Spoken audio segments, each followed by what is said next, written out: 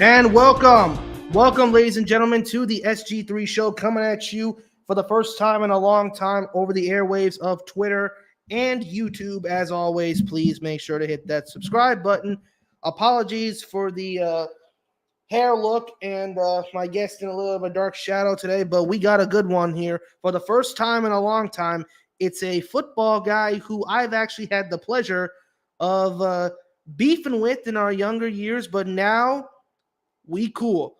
For the ladies and gentlemen, for all of you athletes out there, this dude was the diamond in the rough on his team. Probably should have played with some champs, but that would have been breaking rules if he had transferred illegally. Nonetheless, he's a dog in my book. Should have played with us. I'm going to repeat that 10 million times because if he was on the team, the spark for our offense would not have been too late. We could have had it earlier. Probably would have gone undefeated, but 14-1 I will take.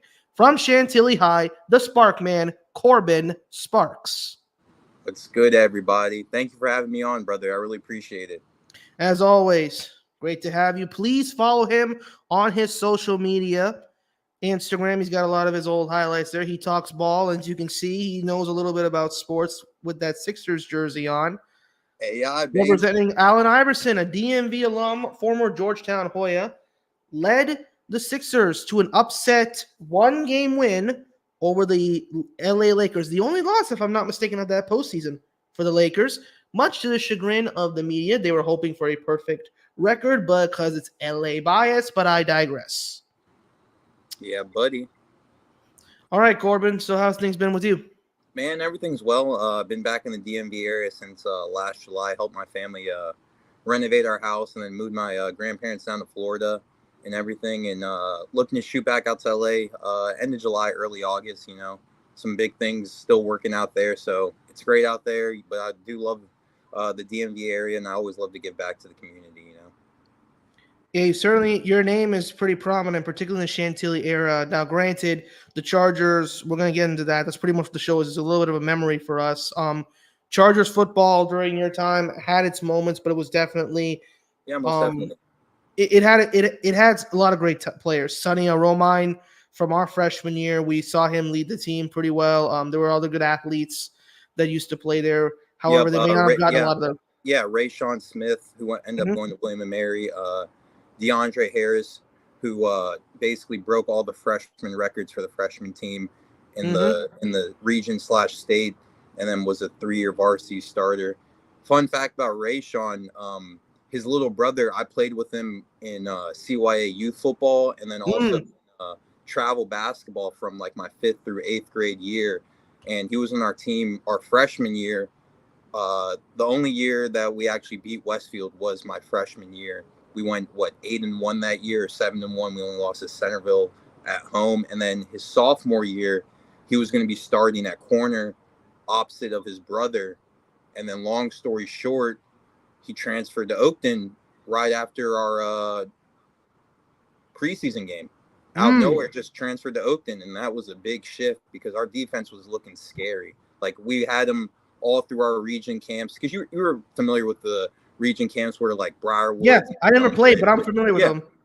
Would come around and everything. And even though it was 7-on-7 with just shoulder pads and helmets, Ray Sean and his brother were strapping up. And then when we would have the 7-on-7 tournament over at Westfield that they used to do, I don't even know if they do that still anymore. Not that I'm aware of. Yeah, that was a big thing. You know, that was like basically our Nike 7-on-7 opening, you know, and basically we lost the championship game for the 7-on-7 off some fluke play or something like that. But basically our defense was looking strong for that 2012 2013 season, and we still did fairly well. We ended up losing in the first round to Lake Braddock. Yeah, that was a tough one though. Year. Yeah, Lake Braddock was good because they had Caleb Henderson, and then that dude for some reason, I don't know where he went, but they called him a D1 prospect. They had a Lamont Atkins. They pretty much Ibrahim Morsi. Like, I don't understand how they never won a big game. They had talent. Yeah, I remember him. He was big talks with UNC, and then long story short, his younger brother, who was my brother's class, I think, he ended up going to Wake Forest or something like that. And I think he has like one more year of eligibility. And then they have this really nasty receiver. He was the first receiver I ever saw as a younger head that I was like, damn, this is what a D1 receiver looks like. And he ended up going to Minnesota or something like that, some Big Ten school. So I knew he was legit if he was going Big Ten to play receiver, you know what I mean? Because that's all they preach in Big Ten is just defense, defense, defense. So if you're a good receiver and you're playing the Big Ten, it means you know how to play. Exactly. And, that's one of the questions that a lot of us, even me growing up, granted, I didn't really I wasn't a huge Lake Bragg fan because they used to kick our butts quite a bit. But my thing was all that talent and yet nothing to show for it. Yeah. I don't understand. Like, yeah, did Coach Poitras just run into dogs or what? It was weird, honestly, because my freshman year, I and a couple of other freshmen got pulled up for 2-a-days, and we were around the team for like the varsity scrimmages, right? We were dressing varsity as freshmen, you know what I mean? We played freshmen, and then when the playoffs came, we were like the first couple freshmen in a long time that got pulled up to varsity. And that was the year that Ross Sims got carted off the field by the A's. You guys ended up beating us and everything. But that year, Lake Braddock came over to Chantilly to scrimmage us, and they weren't anything big or tough, you know what I mean? More of like a pro-style offense, you know what I mean? Kind of reminded me of like in Alabama, you know what I mean? Tried to rely on their defense and then would just like run and pound and do play action. And then our sophomore year, they started just doing run and gun, hurry up offense. Yeah, they went a whole spread attack. Yeah, all hand signals. And then, long story short, I found out that it was Caleb Henderson's dad, who was the offensive coordinator, a head coach, that was taking over the offense, and hence why their offense took off that year, you know? Sometimes a father knows his son's strengths and weaknesses and will usually incorporate that stuff. We see with a lot of athletes. But yeah, I mean, those guys were tough. Yeah. And granted, I never played, but I had the opportunity to watch the tape thanks to our coach Rob Everett, who's now at Wisconsin. Last I checked, nice. He let me watch huddle. Yeah, and I would see on tape like there isn't exactly anything sophisticated. It's just your basic spread attack, and they're just utilizing. Yep, exactly. And then come postseason, the defense down, because once you break the D line down and you have the linebackers making the tackles that the D liner is supposed to be making, kind of what Chip Kelly was doing with Oregon, as well as with the Philadelphia Eagles. It's honestly about just making it a numbers game, keeping your 11 on, and keeping the defensive 11 on. Because as you know, if the defense can't sub in their third down package or their second down, they get tired. They get tired, and next thing you know, it's off to the races. And that's the thing about hurry up. You think hurry up, oh, it's run and gun, run and gun, run and gun. If you can have a really good run game with your hurry up offense, it's basically a three-dimensional game, because you have the run game, you have the pass game, and now in this day and age, you have the run-pass option. So that's a three-headed monster right off the bat. Similar to what South County was doing with DeAndre Clayton and Ramsey and Choo and Dylan Spalding. Now, granted, their defense was pretty much loaded. They had, I think it was Saif Khan and Kevin Allen, who was a monster linebacker. Yeah. And they used to get physical. Yeah, that's one that hurt me, because my senior year we had to play Robinson in the second round after we upsetted Madison. And so we upset Madison, and then we had to play Robinson again for the second. Had to play Robinson for the second time. We lost on like a random fluke play. We missed a couple field goals and everything.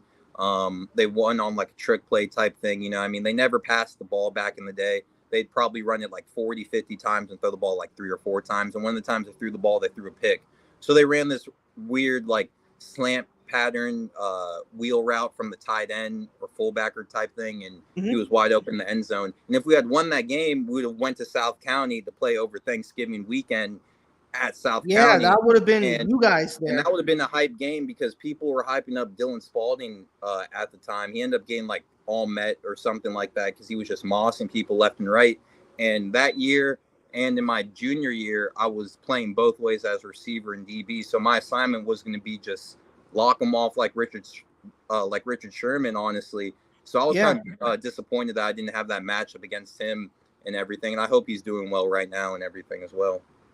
Yeah, Dylan definitely gave our team a little bit of trouble in the first game. The second time, Tavon and what was it? Then it was Joey Free. They were able to. Yeah, Joey Free. They held their own. He did amazing for a white boy DB. He stepped up, and I'm glad. I'm glad he did, because after that, you guys started having a lot of white boy DBs. I'm not remembering his name right now. Cole Hewley? Well, Cole and Billy were your safeties and everything. But I'm talking about Billy wasn't the safety. It was Ladarian. Okay, yeah. Anyways, the next year, you had the one dude who was playing receiver and corner, who was at Wake Forest now. Taylor Marin, yeah. Yeah, who's there with Rogers. Mm-hmm. Yep. Mm-hmm. So it definitely opened some eyes. I was at that region championship game where it was SoCo versus Westfield, and you guys stomped them, and I was that was rough, because I grew up with all those Westfield guys. Like I played that's true. football, lacrosse, basketball with like Billy, Cole, Joe Catchmark, Scanlon, like all of those guys and everything. So like it was good to see them finally get over that hump of getting to the region championship, winning that, and then winning the state championship. Like, and then in the same year they won the basketball championship. Like that's huge shit, you know. I mean, that's what really catapulted your 3-year run. What, the year prior or whatever type thing. Yeah, 2014, after losing to Centerville, and then we lost the state final to First Colonial. Mm-hmm. That was a tough one. But people talk about that regional final being too easy. I don't know if you know this, but it wasn't exactly. There wasn't exactly a lot of like anticipation going in. Mm-hmm.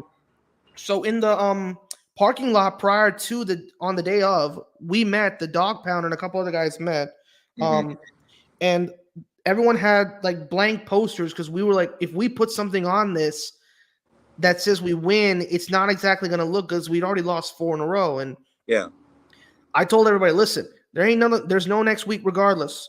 Whatever happens, we're not playing a regular team. We're going to, if we go to Charlottesville, Thomas Dale or Oscar Smith, no matter who comes out of the northern region, they're going to have their hands full.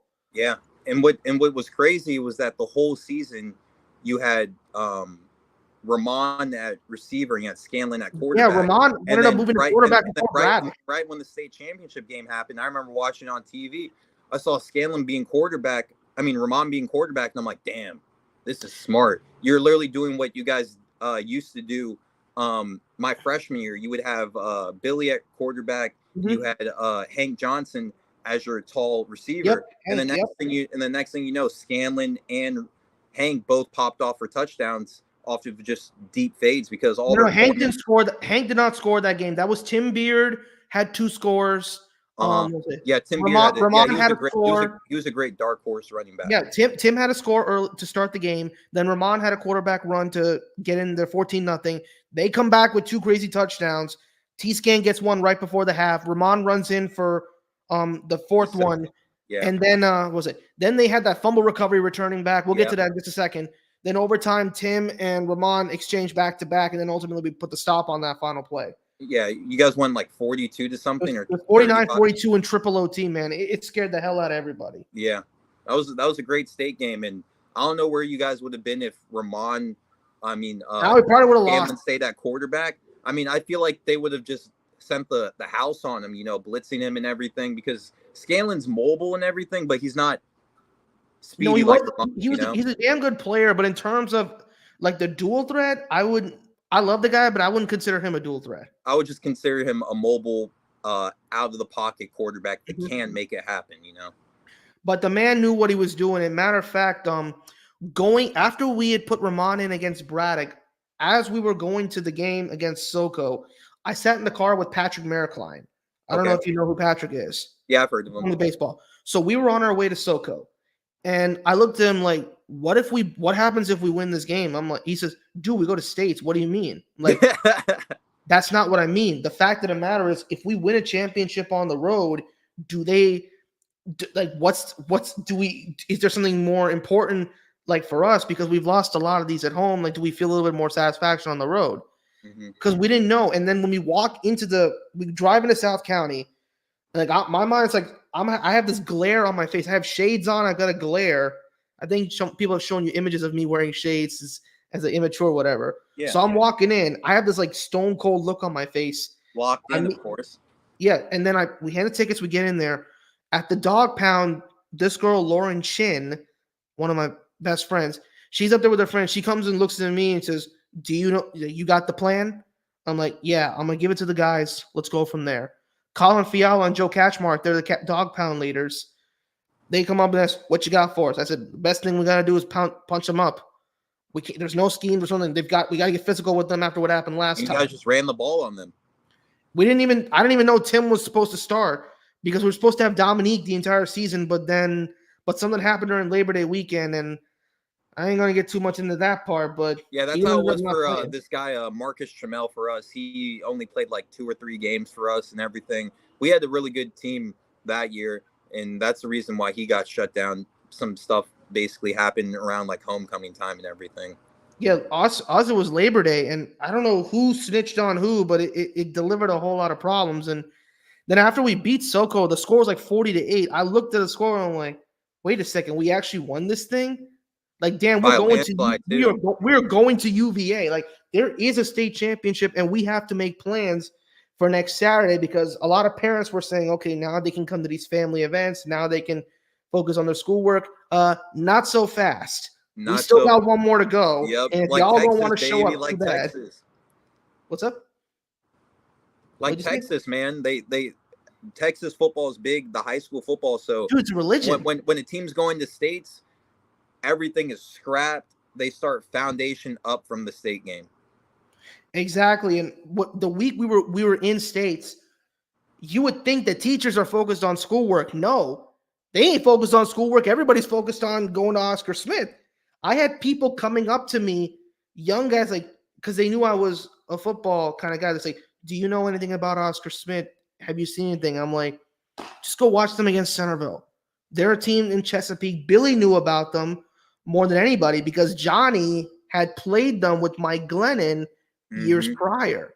Yeah. So he knew more about them than the rest of us. Yeah. Maybe Coach Simmons did because Coach Simmons was a DC at the time. But Billy was the one player who knew about that school more than anybody. So when we were watching the tape, Billy would be able to dissect them. And for me, I'm sitting in the journalism room because I didn't sit in any meetings. I'd sit in the journalism room and I'd watch. And the first thing I thought was, man, they're fast. Because they had just beaten Thomas Dale 21-3. I'm thinking, okay, how do we get to Sean Mitchell? How are we going to get this guy on the ground here? Is there something that they're going to call that we're not aware of? They did throw one. That wheel pattern you talked about, they do a trick play with Shelton Hood. He threw one over Joey. And I would look at myself like, Joey, you knew a trick was coming, dude. Yep, always play cover 3, man. The number one responsibility for the corner is don't get beat deep. All else fails if you don't know the coverage. Just play 10 yards back and just backpedal your ass off. In fairness, it looked like it was a routine sweep play, but we didn't realize they had drawn up something. Give Shelton a lot of credit. I don't know where he is right now. God bless him. He threw a perfect pass down the sideline. And in fairness to Joey had played well the entire game, but that one play, I was like, man, oh, man. That's when we were up 28-14. They threw that trick. I was like, oh, God, this ain't going to end well. And then the fumble return for the touchdown by number 4, literally, there's a guy on the video highlights. They're yelling, shh, to our fan base. I'm telling myself, bro, you're not even playing, number 1. And number 2, you lucky the official was there. Because if that was not replayed, we'd have gotten 1st and goal. And we would have punched it in on you, but Ramon would have snuck it in there. And Brian Delaney, he could have won the game on the kick, but I don't know if the ball slipped or whatever. Yeah, because it was a little rainy, right, towards the end? It was starting a little misty. It was a clear day, but it got a little misty at that point. And then, but it was crazy. Like going into the game, like we're at UVA and we're seeing everybody warm up. Like, oh my gosh, this is not like this ain't no joke. Like this is a college stadium. We're playing for the biggest prize, and their team wasn't as big as the previous years, but they were damn fast. Yeah. I think you probably would have had a good chance against them because they left the middle of the field open. Yeah, we did a lot of trips and a lot of 2x1, and then we would also like offset our tight end sometimes, and then all our plays basically had the option of either being under center, pistol, or in gun. So literally, just by throwing it off that way, we would have definitely had our inside routes open a lot. And then for some reason, I don't know why, but Chantilly, for some reason, they mastered the tight end seam route. Like anytime we played Oakton, our seam route was there. That's true. When we played Centerville, our seam route was open. So for some reason, we always were good at attacking the middle of the field because we always used to have our triple option play. Exactly. I formation, that was always key. So any team that prepped for us, they first had to put in their defense to be like, all right, watch their triple option. Once you have their triple option down, then you can see what we want to do with our passing scheme and everything. And then our senior year, when we let Tamero start the whole season and everything, David was a master of that. We really took some teams by storm because a lot of people are like, oh, here's another year of Lolly running triple option. Just need to stop the run game. They'll pass the ball maybe like 5-10 times a game. But we were coming out throwing the ball like 20, 30 times if we could get the protection and everything. So that was cool. Yeah, I think if you had played with us, we probably what we had with Ivory Frimpong in that particular year. Ivory was a damn good receiver, but he did a lot of damage outside as opposed to inside.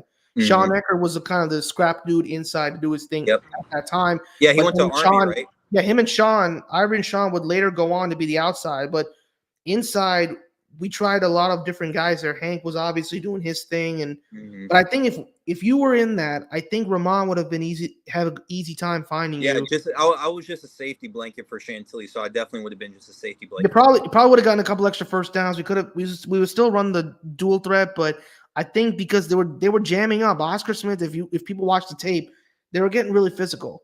Yeah, something that South County didn't exactly do. Yeah, early on in the season, teams tried pressing me, and it just didn't work. It didn't work.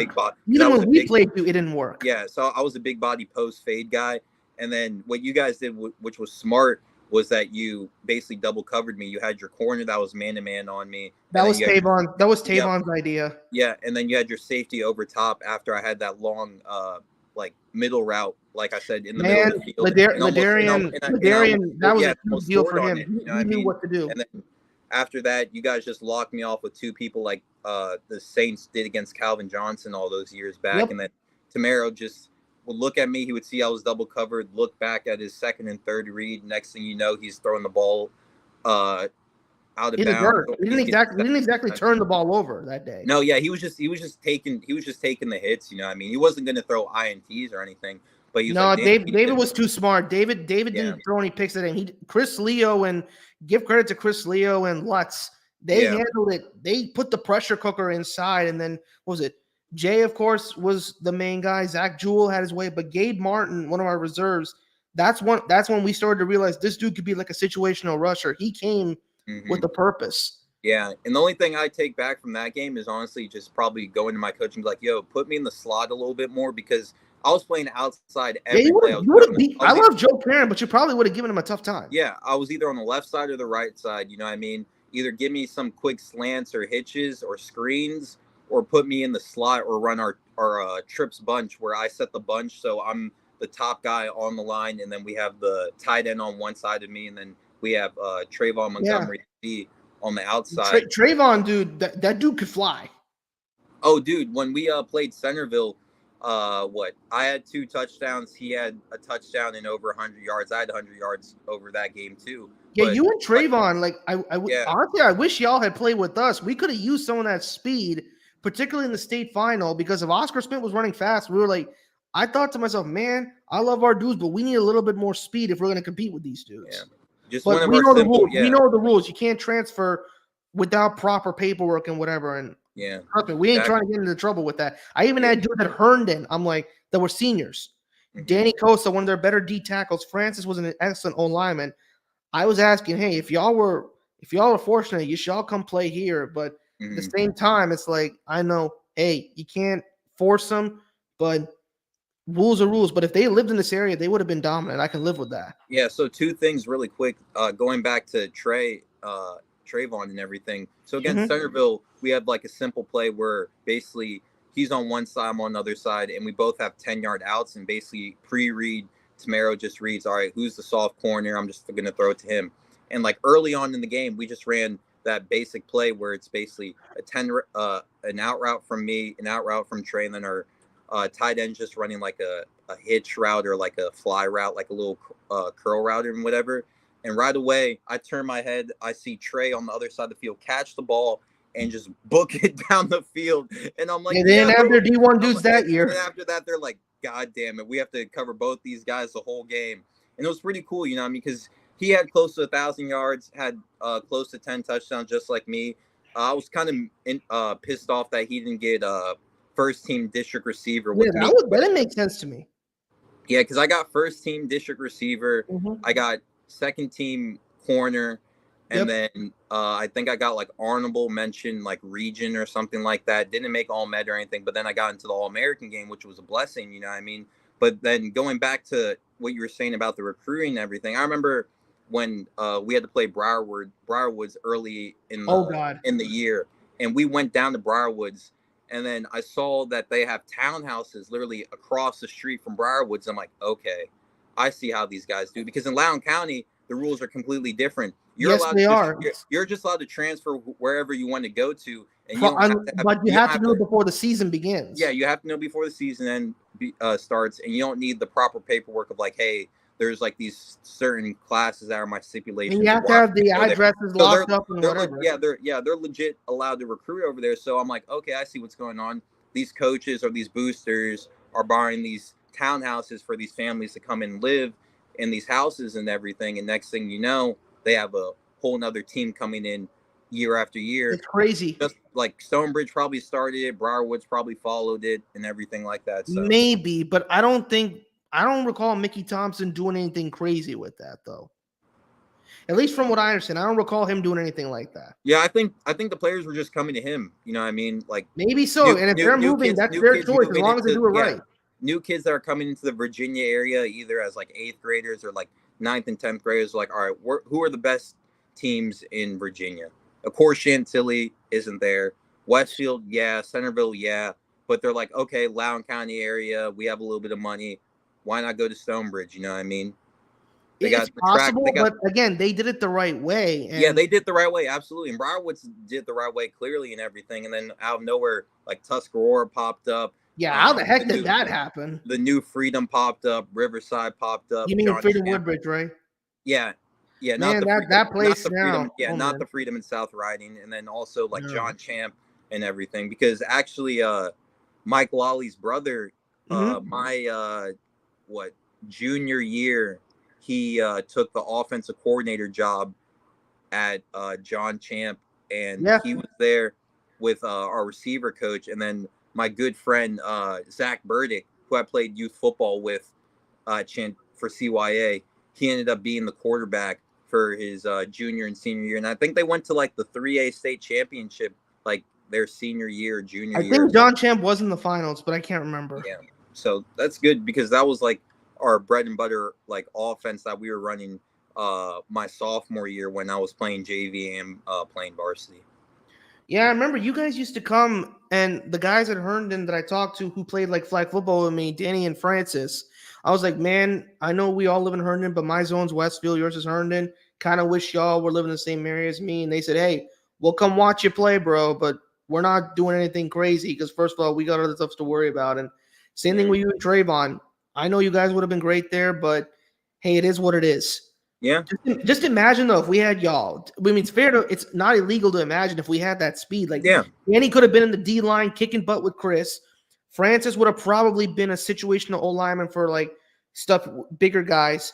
I probably would have put Trayvon in the backfield, if not just outside. Because even if Dominique's there, if we have Trayvon in the backfield, that opens up the speed sweeps on like we could have run like a wing tee or whatever, or you might even put you in that wing tee as a receiver.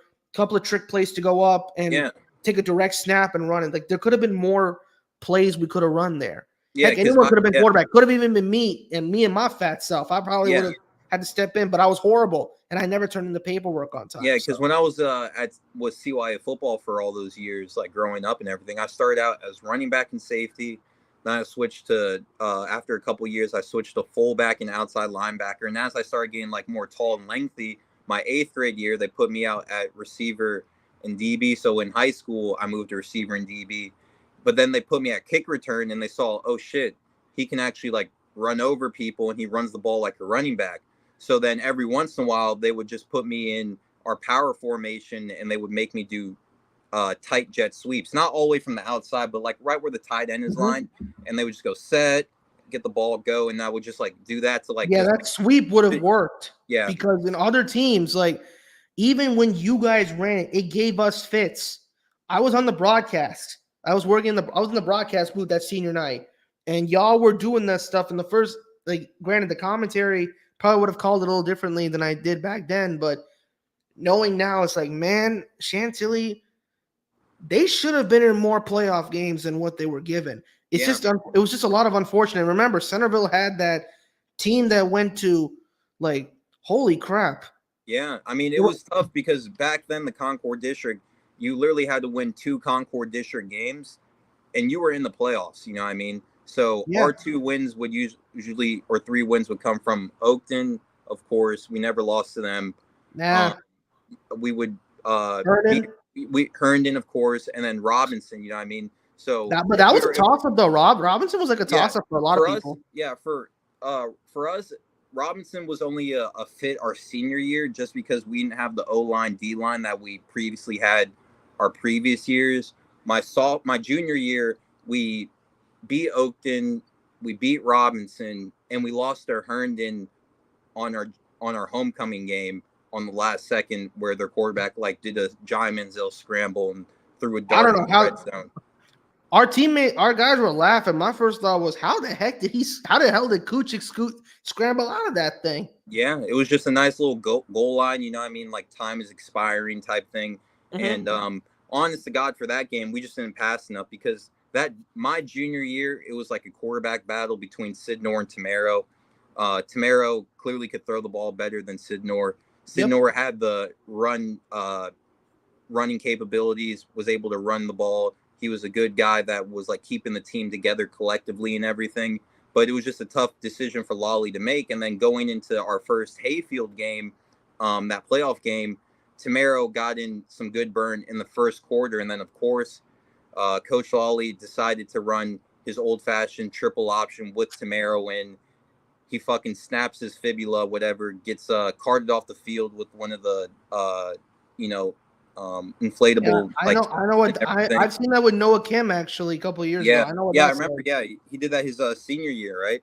Junior year. Noah did it against Freedom, and man, that was a rough game.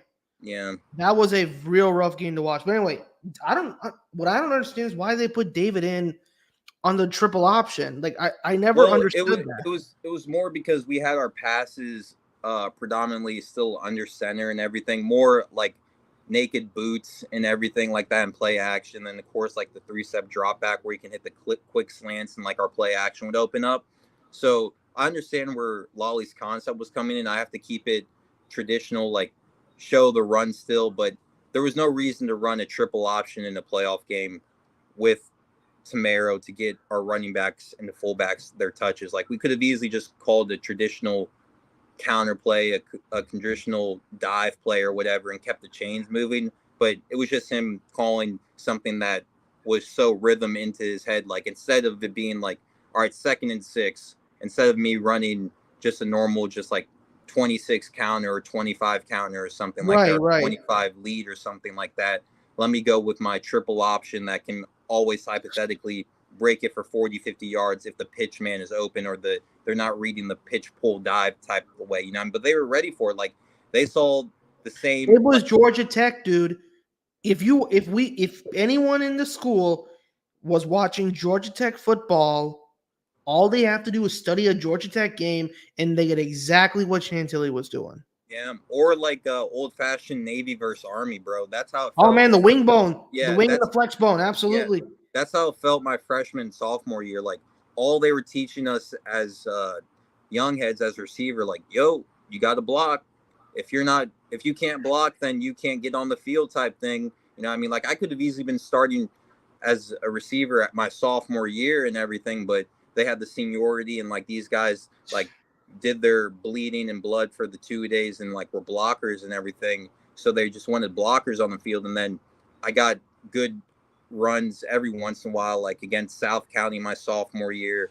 I got good run when we ended up beating them at home. That was a pretty big game because one of our receivers basically got snapped back on a slant route. And then next thing you know, the next man up at that ex-receiver as me, so I'm just chilling at the end with like all the sophomores and juniors that aren't getting burned and everything. And the next thing you know, they call me in for like the third, fourth quarter, and I have like a couple plays in, and they're getting thrown off. They're like, "Who's this tall, lengthy, like 6'1", 6'2" guy wearing 18?" And like it threw everything off. And then, long story short, we won the game, and then I just went back to being the second string A receiver. depth piece, yeah. Yeah. In fairness, though, I mean, we just saw Michigan win the championship. A lot of those guys were like blocking guys, and you do have to block regardless of what the offense. I get all that. I learned how to block back. You need the ball, I learned dude. how to block back in youth football and everything. And I mean, they were just playing the seniority game, and they're like, "Hey, this guy's been here for a couple of years. He's been blocking. He knows what he's doing. He knows the assignments. He knows the plays and everything. It's coming down from the receiver coach and everything. You know, I mean, Lolly's not thinking really secondhand choice of it. Like, yeah, if there's like a passing situation, maybe I'll put Sparks in. But other than that, like, I'm just going to keep doing what has been going on. Like, you can't really get in trouble for every play. You're just selling. Yeah, it's true. We used to run the ball a lot. Even my early years, I was watching the varsity team. DeLon Richardson was usually getting. Oh yeah, you guys were a big pro style team. Yeah, Tyler Thrasher Walker, especially that dude. His senior year, they put all the eggs in his basket, and Mason had Zach Scully as the only main dude. Devon Burns was like the deep threat kind of guy. Yep, and he had talent. You just had him. It was always about TTW. Yeah, it was literally just run the ball. Everyone Him and Evan Gray. Play action where it's a two-man there's a reason route. we had them big quads. Yeah, it's a two-man route. It's your tight end and Burns just running a deep go route, and your quarterback just has to throw it to him like he's Deshaun Jackson, basically. And I love Mason, but he wasn't. But I love Mason to death. One of my best friends, but he wasn't like a Patrick Mahomes. Yeah, and then you had Evan Gray too, picking up the slack after DeLon left and everything. Not just that, when Tyler injured himself in the Lake Braddock game, Evan took over, and in that state regional final against Centerville before the state championship, Evan did what he could, but I kind of knew going into that game, like, you know what? If there's any year we're going to lose the regional final, it was probably going to be this year. Yeah, because Centerville was just too strong. Yeah, and you had James Gibson too, who was a really good defensive player. Gibby gave his all, but even he will admit that particular year, that 2013 season, that's the one year where I really felt like, man, I'm sorry, I don't see us going to state or doing anything major this year because of what happened with Centerville. Other years, I thought we would. I honestly felt like we could. It was what it was. But that one year, I'm sorry, not even the hardcore. I mean, I don't have any grudge towards Centerville at all. I had a lot more respect for them, and they annoyed me to death, but I just felt like that particular year, even you might agree, there was no one going to stop them. They were just too good. Oh, yeah, absolutely. You know what I mean? Because I played them. I remember my sophomore year was the year they won state. And our sophomore year, that was the year we won state, yeah. Yeah, they destroyed us at home because I think we were 3-0 and they were 3-0 type thing. Bro, they blew everybody up. They blew us out like 44-6 or something like that. They blew us up 28-0 in a rainstorm. It was embarrassing. And then my junior year, we went over to their place. First play of the game, they decided to run a trick play on us, and they won like, I want to say like 48-0. I think what happened was, like, remember, to start the year, they had to play Gonzaga. Yeah, that definitely woke them up. Gonzaga just destroyed them. Reggie Korben ran roughshod over them. Yeah. And Nick Johns was like looking. He was looking like Tom Brady out there. Yeah, I liked what you guys did though. You guys would scrimmage DeMatha every year. Yeah, they would come down to Westfield and scrimmage you guys, so you guys got a real like look at like what the real DMV is looking like, and that's what kind of baffled me. You know what I mean? Like we would scrimmage like Stonebridge, or we would scrimmage like that was about it. We would scrimmage Stonebridge or like another region team and everything.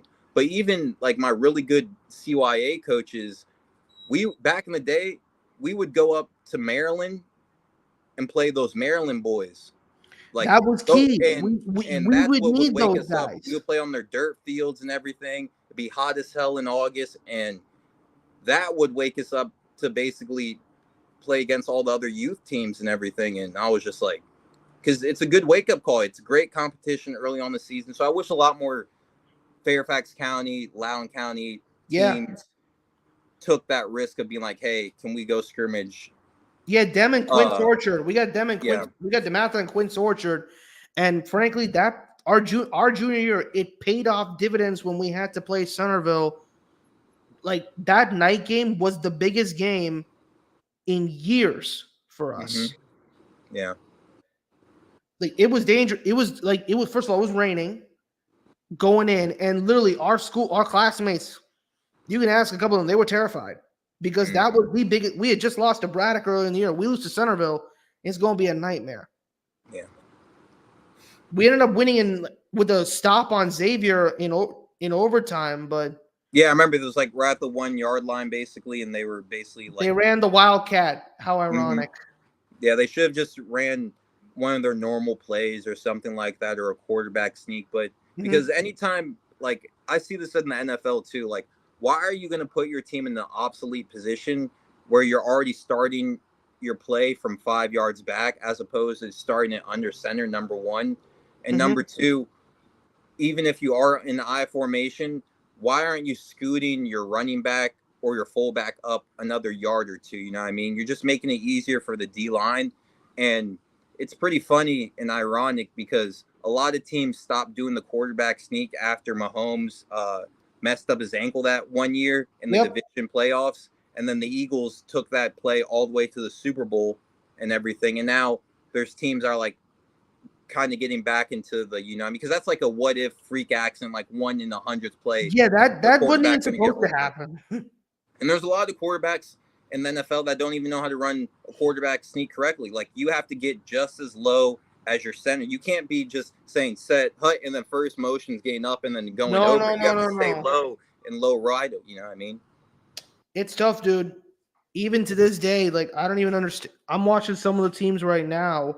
They're doing their thing, and the first thing that's going through my mind is, dang, they ain't got the basics down. And with new coaches stepping in for a lot of programs, it's weird. Like the way we went through this thing. Now, granted, you played, I covered teams, and I would go to games and watch it, but I could tell if someone was running something.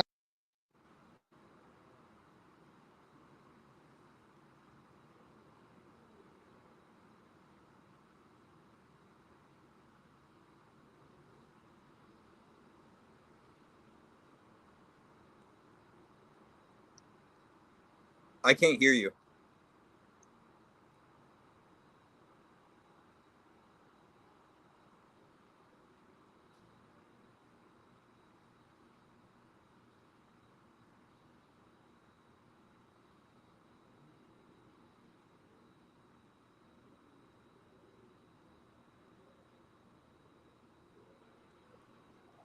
How's that?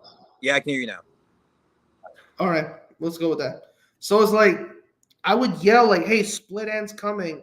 It's a sweep," and people laugh at that in the stands. But turns out that's the exact play, and Gibby comes up and makes a tackle. And I'm telling you, I've seen the wing T before. It's Delaware at its finest.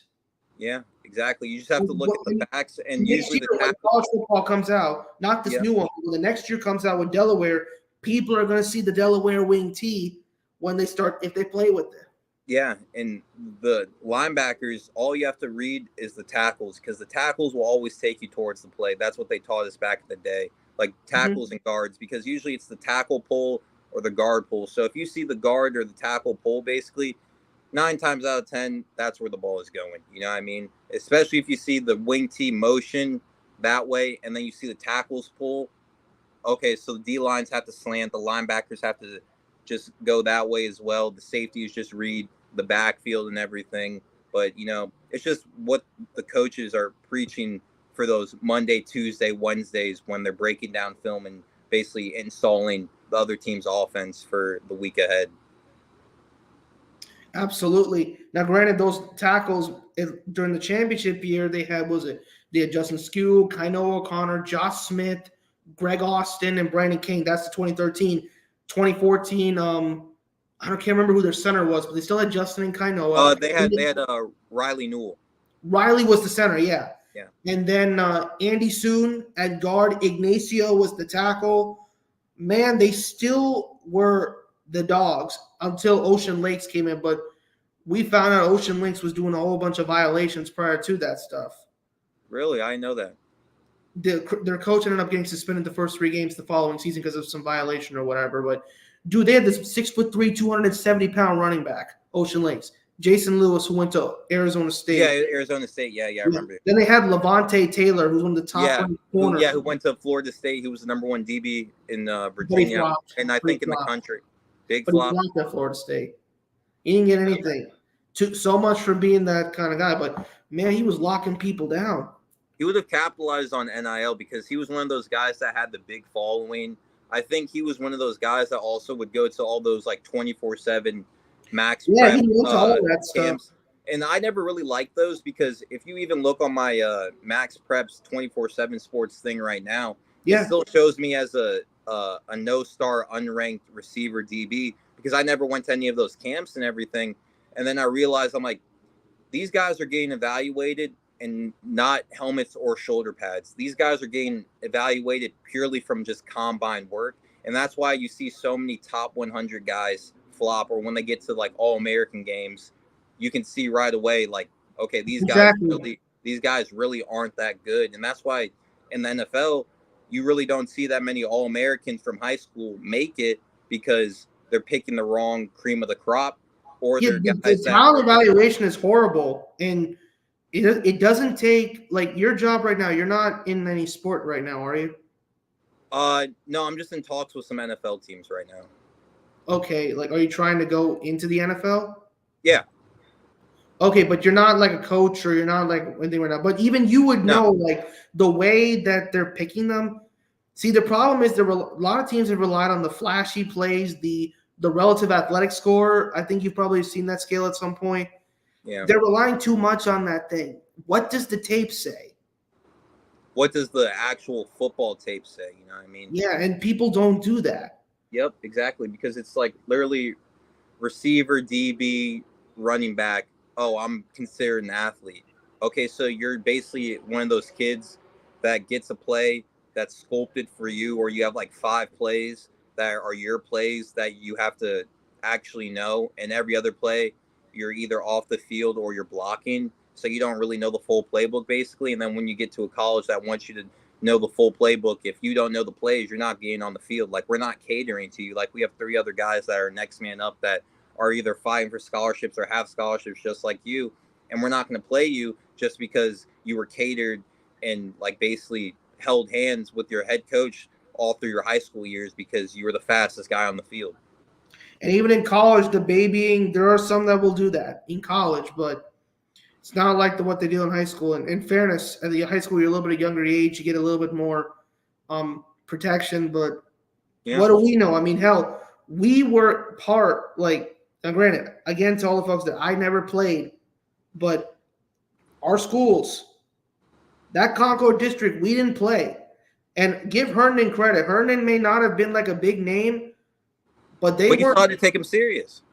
People didn't take him seriously, and now again, they're not great, but they had dudes out there that would give even the big guys trouble. Yeah.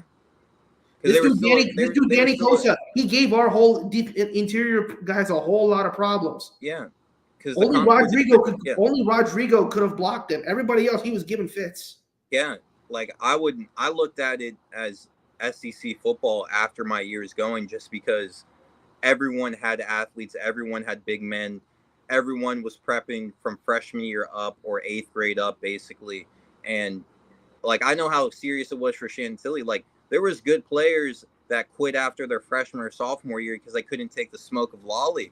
You know, I mean, they couldn't handle a coach yelling at them. They couldn't handle just working every day or getting yelled at in the middle of like spring or the winter season, being like, hey, why weren't you at workouts?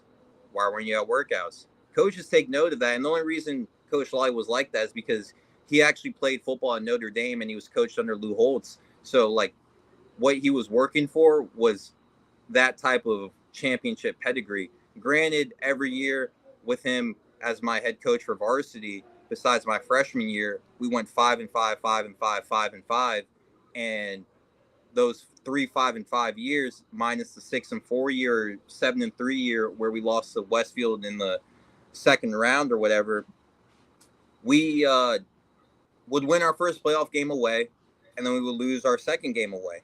But every time we won that game, people were like, "Oh shit, Chantilly's not a team to be reckoned with." You know what I mean? Because we're actually a really good team. We just couldn't have the pieces together They to didn't give us have the a dogs. higher seed, number one, number two, maybe some players, just like anywhere, falls off by the wayside, or we'll have like those 3 or 4 pieces in training camp that fall off because they're like, I'm not getting PT, or it's too hot, or I'm too lazy to get up at 5 in the morning to get to 2-a-days. That would have been pivotal pieces for the offseason. There just wasn't enough people buying in, you know?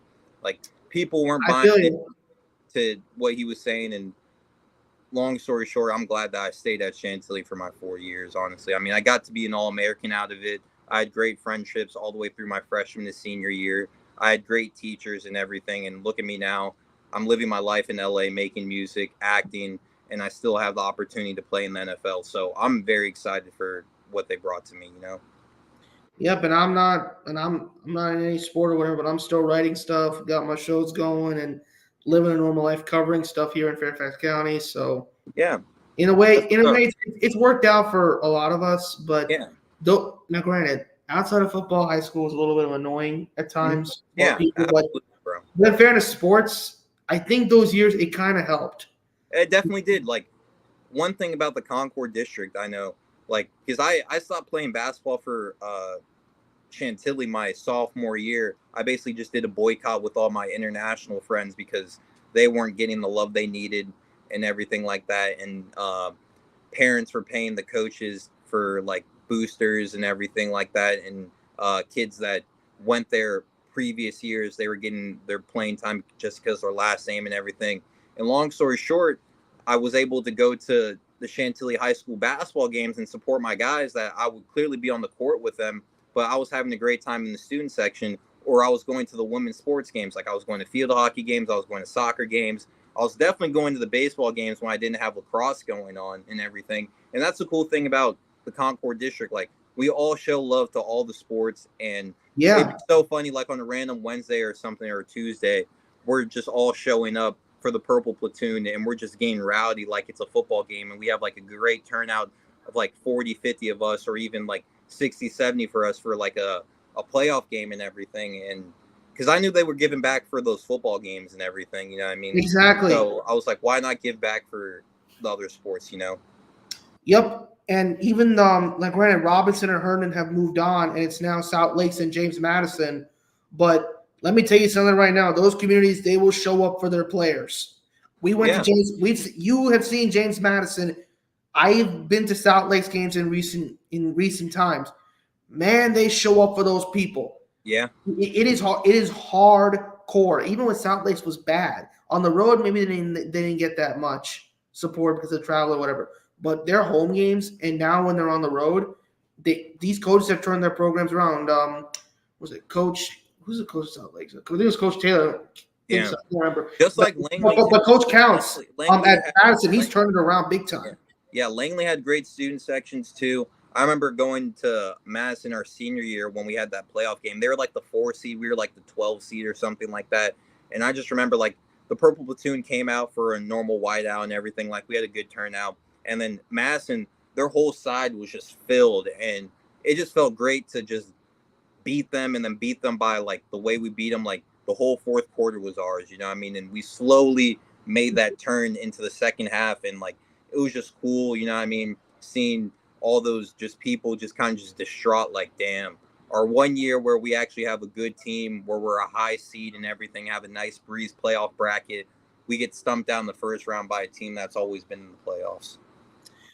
Yeah, I remember. I know what that feeling could be like for them. And then the following year, once we graduated, they played Westfield again in the regional semifinals, and Sean Eckert had a big breakaway touchdown on him, and Mon took them apart, and they were completely distraught there. And I felt bad in a way. I was like, man, those guys are good.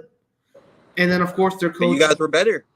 That's true, but their coach, Coach Schultz, God rest his soul. Yeah, I remember he passed. Yeah. In that accident, it's like. But the way Coach Counts has revived that program, it makes me still root for those guys. Yeah, they're doing everything they can, but remember they ran into Oscar Smith, and we gotta wrap this up. I know you got work to do, so do I. But they ran into Oscar Smith. We probably knew that was not going to go well because Oscar Smith was too fast. And then they ran to Freedom, and then after the game, you got Freedom players running over to their sideline and taunting them on tape. It's not me making something you can see on the broadcast. They're taunting Madison players. I'm like, what the hell you get out of that? Yeah. Anytime I scored a touchdown, I would just hand the ball to the ref because a funny thing. It's not worth getting a flag. This is a funny story. My first year ever playing football when I was 8 years old, we were in our first preseason game at like a field in Centerville, just playing some random team. I think it was against SGIII. And I scored a touchdown on like the first play or second play type thing. And the first thing I did was I did a front flip into the end zone. And my coach yelled at me. He's like, don't do that until you're in the NFL. And just hand the ball to the ref. And then ever since then, anytime I score a touchdown, I just hand the ball to the ref. Yeah, most of our guys, like you can hug your guys and like high five and whatever. Then hand or the like ball. they'll throw the ball on the ground. But I personally never threw the ball on the ground once I scored a touchdown because I remember Deshaun Jackson's rookie year when he caught that touchdown against the Cowboys, and he threw the ball back before he scored. That's like Stephen A. Smith with his debates. He gets close with this thing, but he ain't got no cigar. And that hairline just gets him to recede back further. I mean, it's supposed to be here, man, not here. Yeah. He might as well just start wearing a wave cap, honestly. Well, you got that PETA head coming up in there. He needs to go over to Turkey, get the hair implant, and then you gotta get that hair transplant. And then he has to get the black hairspray. Like spray it up there. He look like that. Yeah, he look like George Jefferson right now. Yeah. And he acts so tough. Like, here's the thing, though. He just sits in his corner on his iPad, like. Yeah, but here's the thing. First of all, I know we know guys who are tougher because they're tougher than wet leather. Let's leave it like that. They're tougher than wet leather, and we know what wet leather is like. But like, anyway. That's all the main stuff here. First and foremost, we're going to thank Korben for jumping on here.